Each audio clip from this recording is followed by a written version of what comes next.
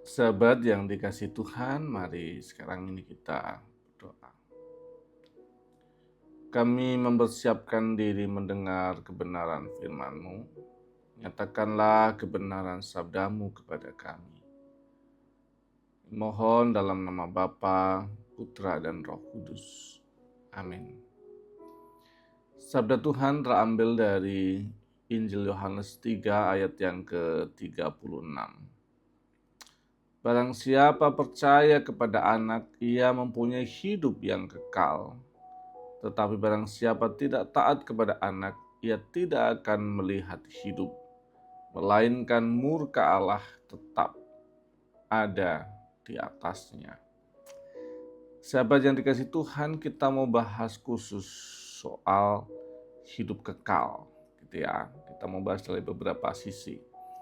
Yang pertama, dari konteks jemaat mula-mula yang membaca Injil Yohanes, mereka jemaat gabungan orang-orang Yahudi dan orang-orang non-Yahudi yang ikut menjadi percaya kepada Tuhan Yesus Kristus. Apa yang mereka alami di masa awal-awal itu adalah masa di mana mereka mengalami yang disebut dengan pengucilan dari sinagoge.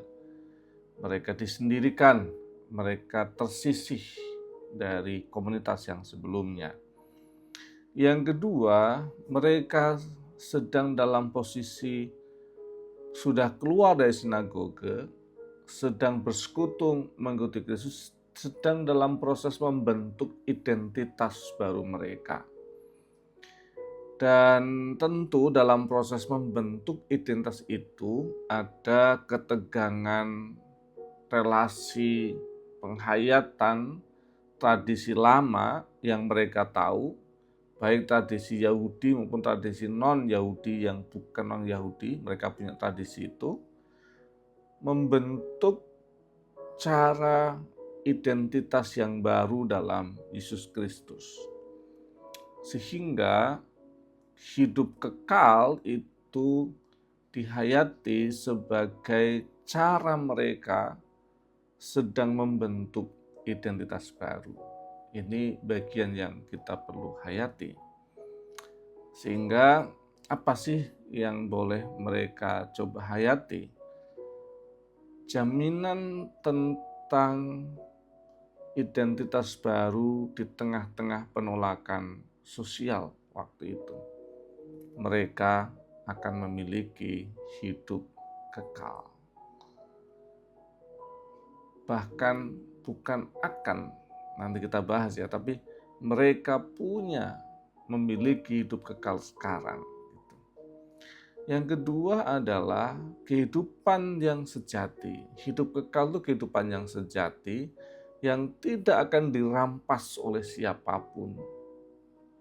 Tidak akan bisa diambil oleh dunia, karena itu menjadi milik yang sangat personal. Dan yang ketiga, hidup kekal itu terkait dengan persekutuan yang intim, dekat sama Tuhan. Oke, itu dari konteks latar belakang kultur dan pembaca pertama. Sehingga coba kita cek dibandingkan dengan culture teologinya orang Yahudi pada waktu itu. Mereka memang mengenal hidup kekal dalam bahasa itu haye olam, yang artinya persekutuan dengan Allah yang dekat, hidup yang berelasi dengan sungguh-sungguh dengan cara taat menjalankan hukum Taurat, dan orang-orang yang berpengharapan akan Mesias yang akan datang menyelamatkan mereka.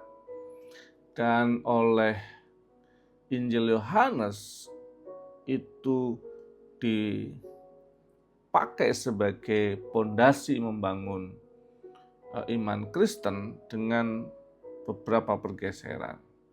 Persekutuan dengan Allah yang intim itu dipakai. Hidup kekal itu kalau kita punya relasi yang dekat sama Tuhan.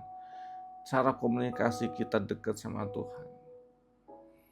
Kita tahu maksud Tuhan, kita tahu kehendaknya dalam hidup, kita konsultasi Tuhan dengan intens dalam hidup kita.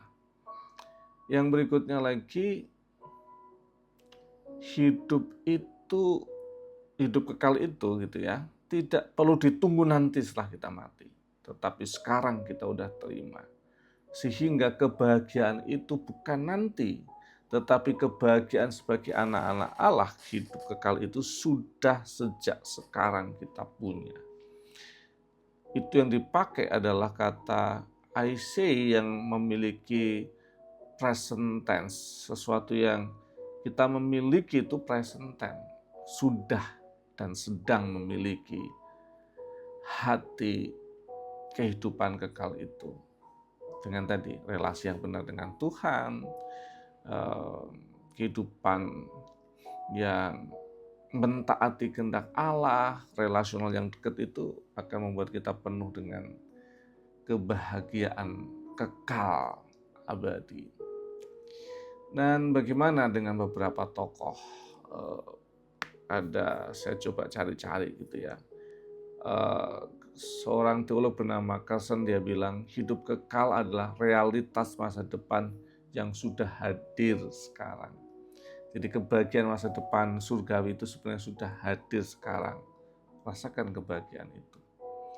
Yang kedua, Raymond Browns, dia bilang hidup kekal itu adalah partisipasi dalam hidup ilahi melalui relasi dengan Kristus.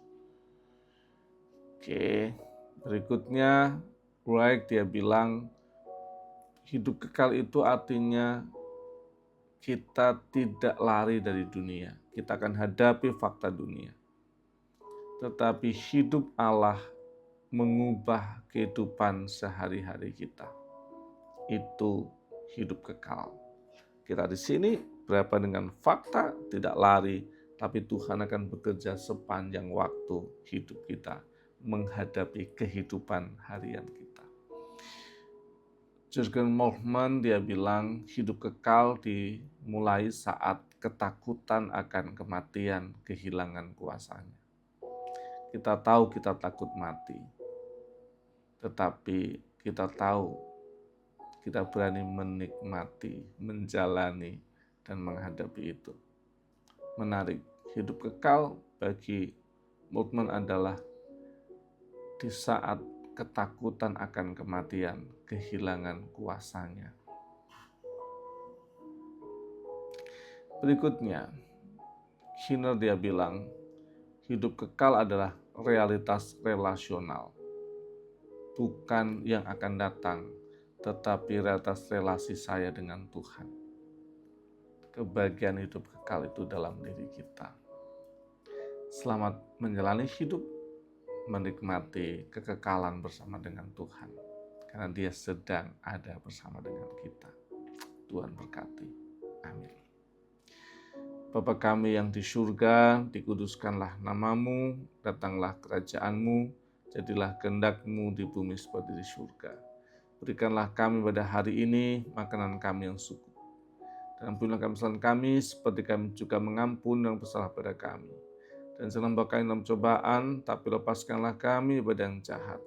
Karena Engkau yang punya kerajaan dan kuasa dan kemuliaan sampai selama-lamanya. Amin. Kasih karunia, cinta Tuhan yang kekal ada pada sahabat semua.